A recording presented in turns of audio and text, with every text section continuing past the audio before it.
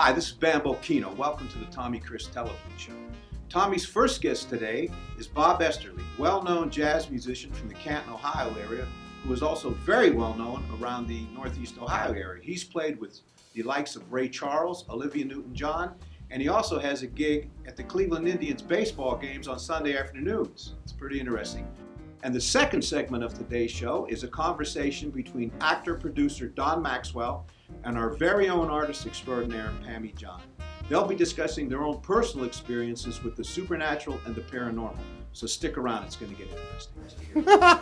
Bob Esterle, welcome to the show. Good to have you. Thanks so much for having me. We've never met before, but I've heard you play Okay. on a couple of occasions, and I really enjoyed it. Oh, well, It's still jazz. Esto jazz. Mhm. Okay. We know Esto means this, Let there be. in Yeah. Spanish. Oh, okay. or it means it is. Right. There's two meanings. Sure.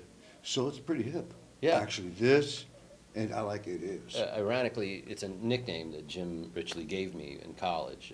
Esto, yeah. Esto, Oh, that's because my pretty last cool. name's Esterle. so Speaking it's, of college, you Sure. got a bachelor's in music Mhm. from Bowling Green. Bowling Green. Mhm. And then you got your master's from Akron? Yes. Okay, well, that's great. And you've done a lot of stuff with some celebrities, I see. Bobby Caldwell, Olivia Newton-John, Sandy Duncan, Ray Charles, Four Tops, Temptations, the list goes on and on and on. How did you access all that stuff? Some of them were simply, through different agencies and so forth, or, someone needing a horn section, when they come through town. Yeah. At one point, I was playing with the Akron Symphony, so that's how I ended up playing with Ray Charles. So I was kind of like one of their auxiliary players. And then I've done the Temptations several times Okay. with different leaders and so forth. Sure. But yeah, that's been a great experience. Always so motivating and exciting to play with people of that Yeah. caliber. That's for sure. So now, let me ask you this. Did you, when you were around these people, did you have any contact with them, or was just, you were there and you played and you didn't talk to anybody? There was no interaction, or there was interaction? Yeah, I with understand what you're some saying. Well, Ray people? Charles was very protected by security for some reason. He kind of showed up late. It was a horrible snowstorm. Of course. And he was very cool in the bandstand. I was about 5 feet from him when he was playing, so to hear that voice hitting you between the eyes was pretty amazing. Did you find any of these people difficult to work with, or any of them at Difficult all, to or were work they with? all pretty cool? All of them that I've worked with, it all seemed awesome. I've had some leaders, conductors. It was Sandy Duncan's conductor was from NYU, and he was very, very pointed that if he knew what every person was playing at every moment. Presidents George W. Bush and Bill Clinton. Right. What was all that about? Well, I played for one of the inaugural ball for George W. back in, I believe it was '02. So I went to Washington. I played with the big band. So we were on the same stage with the Marine Band. We were alternating sets, and I think it was on CNN and a couple other broadcasts. But it was really pretty cool. We were never on the stage with the president or the vice president. Secret Service moved us out. Oh, okay. And then when Bill Clinton came to Akron, I played for his entrance there at downtown Akron. So it was kind of cool. I've done all this. I've done this for everybody else. Now it's time to be Bob Esterle and do my own thing. When did all this happen? It's been probably the last 9 years when I started my own group, Esto Jazz, that I started really trying to focus on, well, what kind of material do I want to do? And then in just the last few years, I finally have been focusing on writing more and doing some more original material and just trying to promote that.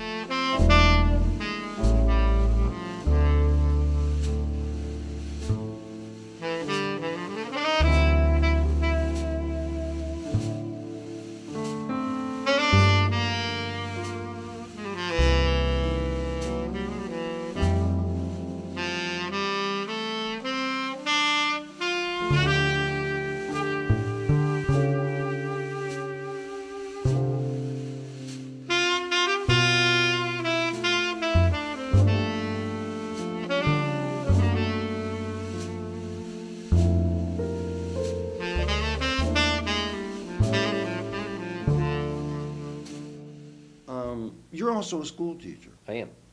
and you teach music. I do. I teach Where in at? plain local schools in Canton, Ohio. This is my 25th year there in Canton. Okay. Prior to that, I taught in Medina at Highland and also in Cleveland at a place called Chanel High School. It was a parochial school that closed down. But I've had a lot of neat experiences. I've enjoyed being in Plain.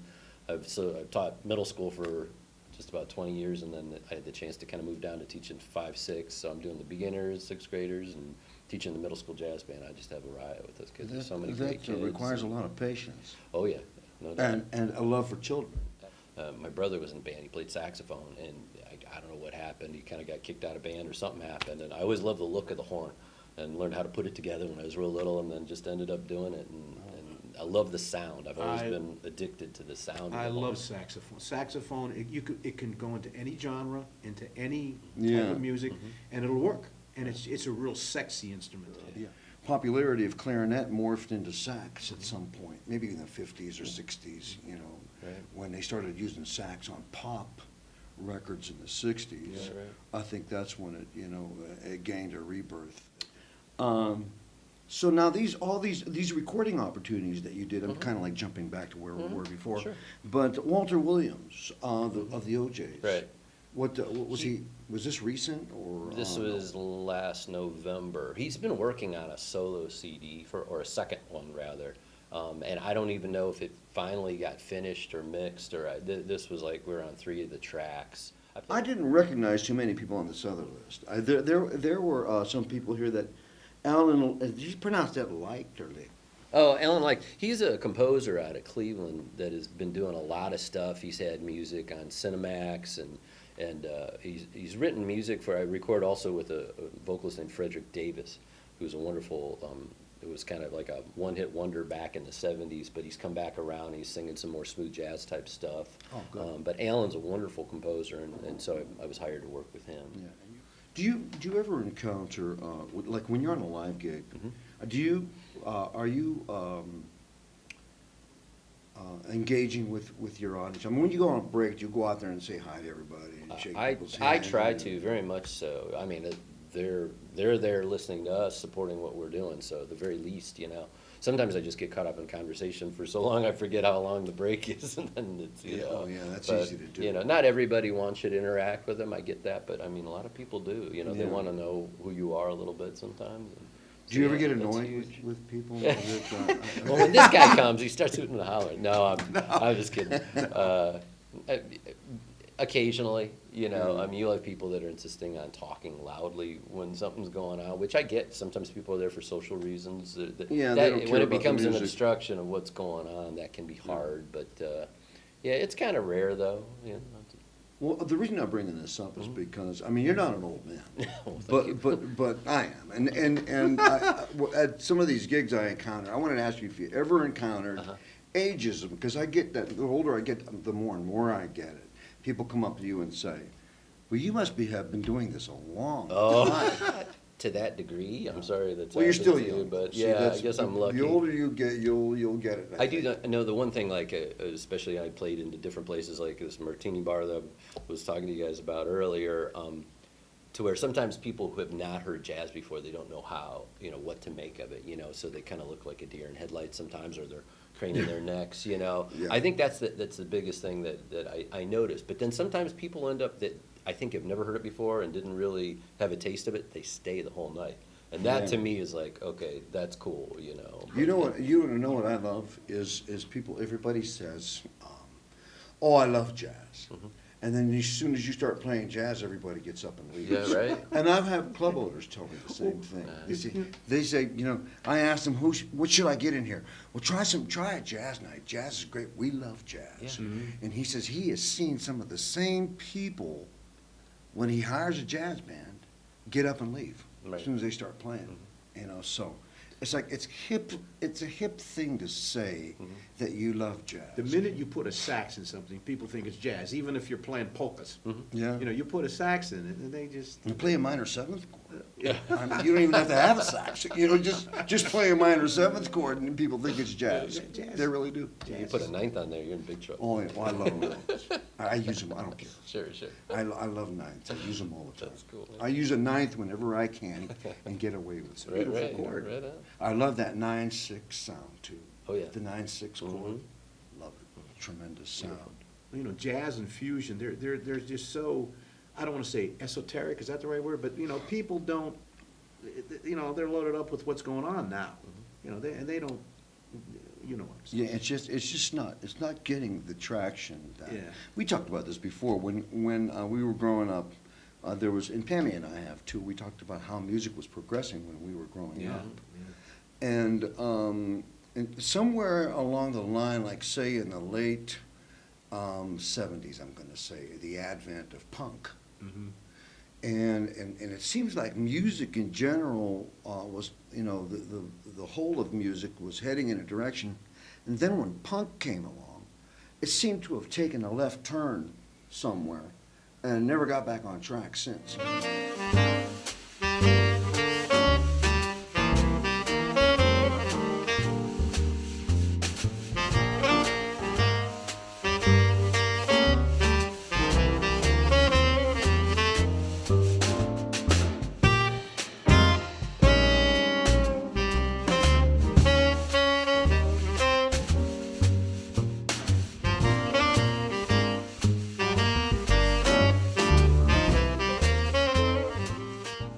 Getting back to what you brought up earlier, like losing the audience and this, that, and the other. That was the one thing, my goal with my Esto Jazz group was to do tunes that were like recognizable, where people could catch them, but then take it out a little bit improvisationally. Right. And I found that it's kind of engaged people more, maybe not always, and you're still going to have those listeners that maybe get tired of the common stuff they're hearing on the radio, so then they start coming out more and more. I think the one I love is, do you have a following? Oh yeah. And I say a lot of times I says, yeah, do you? And I said, well, what do you mean? I says, well, I mean, are you going to make me a partner here or what? You know, I mean, if you're depending on me to pay your rent and your bills, I mean, then you cut me into the partnership. Sure. You know. And like you're doing, promoting it online, and grooming listeners, like trying to attract people more and more, and I do the same thing with but you've really been going whole hog on it, which is cool. It's the internet, but that draws more people in to be inclined to buy something more, or pursue your CD entirely. And what's cool about this internet is people listen to our stuff in India. They listen in England. All over the world. I just made a bunch of friends with people from Canada, which really surprised me. I mean, I check them out. I'm not going to just friend anybody because you never know, but these all seem like decent people, a lot of musicians. You just, okay, bam, let's be friends. So that. Well, I spoke with a website company a while back when I first started doing websites and stuff, and they told me that, because I was interested in promoting my music, and I still do on my website, my CDs are there and all that, but they told me that you have to get at least 1,000, not hits, but views a day. Or anywhere from 1,000 views a day to 40,000 a month to start seeing a trickling of sales. So you can imagine how many people have to click onto your site in order for you to see significant sales in your music. Sure. But something, the power of the internet, though, like we were just saying, I mean, you're all over the world. And I was telling Bob, when I come here, I'm in 240 Facebook listening groups. And I put them up every day. But if I go too fast, the police come in and they say, stop, you're off for 7 days. You're putting them up too fast. What does that mean? That's the cool thing. There's such a huge audience for independent artists like yourself, like Michael Eggleton, who I record with. Just really, it's cool that how you're attracting so many different people through that. It's the good Lord, of course. But Daryl Hall said, I was watching his show, we all love Daryl, and Daryl's a good guy. He said if he was starting out, he would never go to a record company, never. Because even now, besides what they're taking from you, they're taking money from your T-shirts. They're taking money from this, from that. They're taking money from your personal appearances because they're not making all their money up front. So all these kids got to give even more to them. And they make 85% of the sales of the CDs. Started cutting into live performances. Yes, too. They're cutting into everything. So that's a drag. But keep plugging away, Bob. It's great to have you with us. So nice meeting you. Likewise. I enjoyed the interview, Bambo. Great to see you again. You know that, and continued success to both of you. Thank you very much.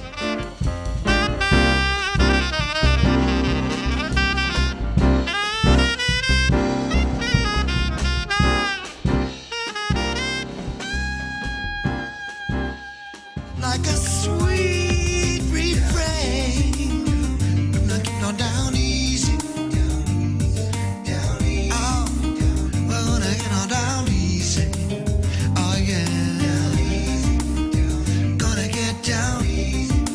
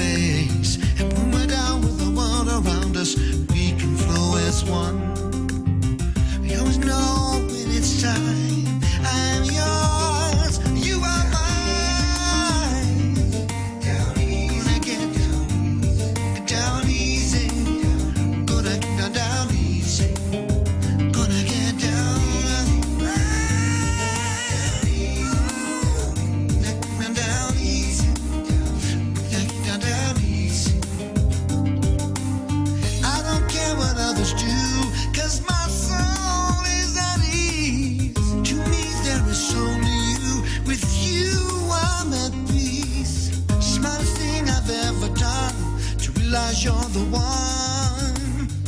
Loving you removes all doubt. With you it's all easy.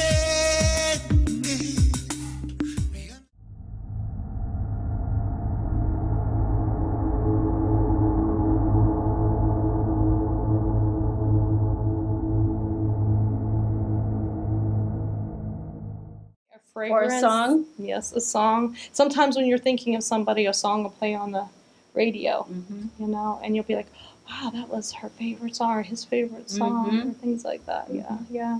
And your eyes. People's eyes, to me, are the windows to your soul. And they tell so much about a person. Yeah, So when you look into someone's eyes, you can tell everything about them. yeah. They walk among us every day. Their spirits here every day. I believe that. Yeah. And they get attached to things, like you and I talked about. They get attached to paintings. They get attached to, antiques, jewelry. Pillars. Yes, pillars. There we are with our pillars. Yes. They even call you to certain places. Like maybe you're drawn to Egypt or Rome, or there's a reason. Or old department stores with Yes. pillars that are. I have pictures of me kissing and hugging the pillars at William H. Block Company in Ellis, Ayers, in Indianapolis. That's where I grew up. Okay. Yeah. And it's like, I never understood why, but now I understand, since I have been studying more about mythology and Apollo and Hermes and the arts, the academy. Man, but see, you probably have lots of spirits in some of your stuff that you bring in. Oh, wow, I know. Don't scare me. Yeah, you're gonna be like, oh, I gotta clean it all out. No, actually, spirits that come for, they're not harmful. They just have something they want to share and tell you, and then they're on their way. But it's that physical interaction between people that builds those relationships, and I just kind of think that's important. It is, And I want to yeah. share it. And then since I'm studying a lot about ancient times, what about all those people and how I want to bring that forward too, Right. to right. pass it on right? to So the younger generation knows. Yeah.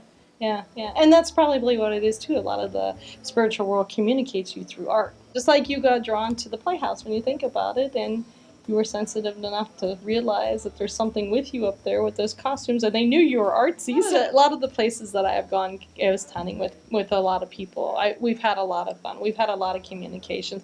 People that have never gone ghost hunting before experience things that they never thought were even real, like they weren't sure would they ever feel a ghost do something. I've had ghosts actually tie shoes on people. So, which is really, not to hurt somebody, just to show that they're around, Yeah. We've had flashlights where they're actually able to turn them on and off and communicate how many spirits are in the room. We've actually had them. I've actually asked the spirit, please turn the flashlight off and on, and I'll count with you how many spirits are with us. And we've gotten up to like 12 spirits in one room. So, and it's really, and I'll say thank you. And I always thank them. I always tell them, let's thank the spirit for communicating with us, and people are like, wow, so. You have to write a script for that. Yeah, I've had a lot of fun with the ghost hunting with people and showing people there is something out there. Don't be sad, don't be sad, because your loved ones aren't dead. They're still with you. Right. They're just with you in a different way. Right. I had a lady, her daughter died, and I didn't know the lady, and we were talking, and I could hear things about her daughter, that was communicating the spirit. And I turned to her and I said, your daughter died in a car accident? And she said, yes. And I said, you've been grieving over her a very long time? And she said, yes. And I said, she's showing me, and I could just see her going, I said, she's an artist. I said, she drew you a picture of an angel before she died? She said, yes. And I said, you have it hanging above your bed? And she said, I do. I said, she wants you to look at that every night before you go to sleep, so you don't cry over her. She said, Mommy, don't cry anymore. I'm still with you. Well, there's always a reason people come together. There's always a reason. Something draws you together. Some people say it's a little whisper from a spirit telling you to do something, and you go do it. So you happen to be there at the right time, that he's somewhere and you don't realize it, but then you meet him, and then he says, hey, I want you to meet him, and I meet you, and then you and I connect, and it's all brought together for a reason. The world changes and brings you into the cold, hard world of growing up, where everything, you're told there is no fairy tale. There is no Easter bunny. There is no fairies. So you learn. Oh, well, those voices aren't real either. People think I'm crazy, Yeah. and you start blocking up, and you build a wall. You actually And you build a stop wall, hearing. and you stop hearing. Yeah, And they're you know, still there. You just block them out. so that you don't hear 'em that anymore. Your youthful years has such a purity of spirit. You're innocent, It's like an open innocent book, and pure.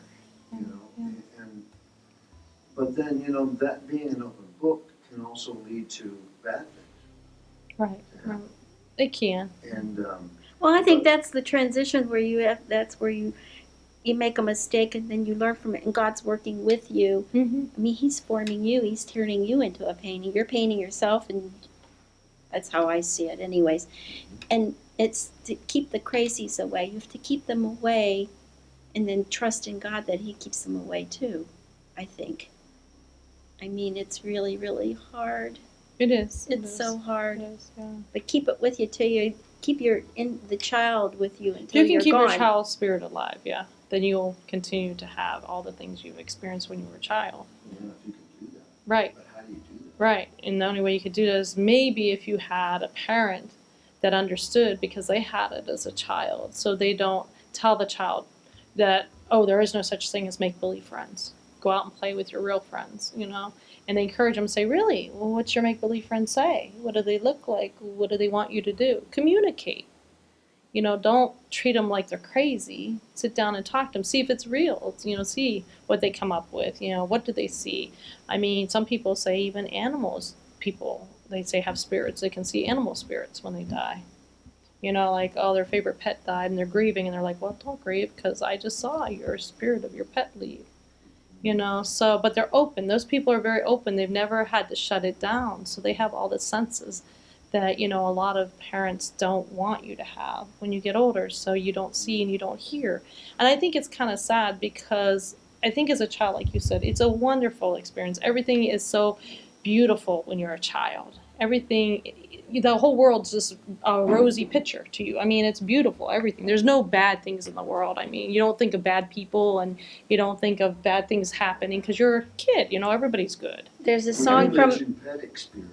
Right. Excuse me, go ahead. I was just going to say, there's a song from South Pacific, you have to be taught, carefully taught. Do you remember the song? Yeah. To be hateful or to be mistrusting of the rest of the world, and I always thought that was so poignant. Yeah, yeah. It's funny. I know this girl, her dog died a terrible death, got hit by a car, and she was a really good friend of us. And I felt bad for her. She was crying and everything, and got the dog cremated and everything. And I said, "Do you believe in spirits?" And she said, "Yes." And I said, "Because your dog is gonna say goodbye to you. Your dog's not done because this is your dog." To her, that was her best friend. And so they came home, and as plain as day, they set the box of ashes of the dog down, and we're all in the kitchen. And I'm standing there looking over to the right by the door, and I start seeing this most beautiful orb form, blue and gold, and it's twirling and twirling and twirling. And I said something to the family. I said, come here. I want you to see something. And the girl comes in, and her family, and they're all standing there, and I go, look, that's your dog. And they all look, and they go, oh my gosh, it's beautiful. It's the most beautiful thing. And you could just see it sparkling and turning and blue. And I said, this is your dog saying goodbye. Thank you. It's okay. I love you still. You were very good to me. It's not your fault what happened to me, because she felt it was her fault, because the dog got hit by a car. And I said, and you did the right thing. You cremated your dog, and you always have the ashes, but this is the way she's saying goodbye to you.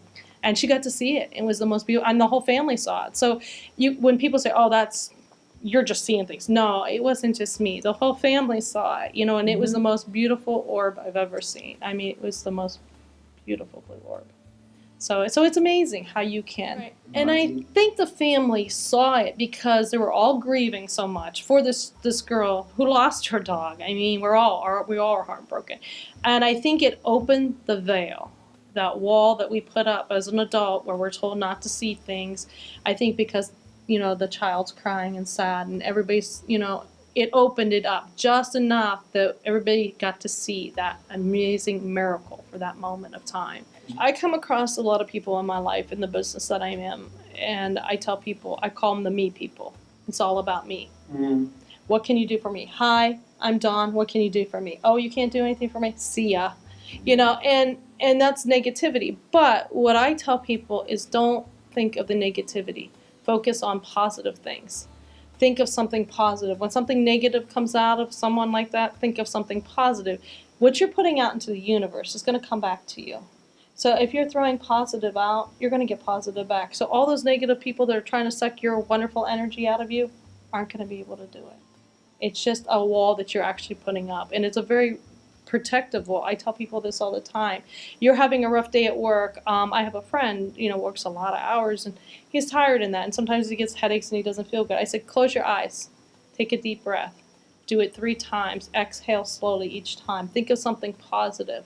And then reopen your eyes, and you'll be amazed how fast your day will start being better. Mm-hmm. Or you get out of bed. Maybe you get out of bed and you feel like crap, and you get out and you stub your toe, and you're like, man, this is going to be a really bad day. Don't think that.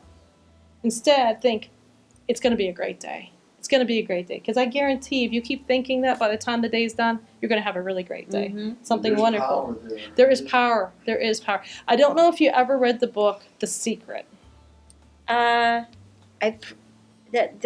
Somebody told me about that.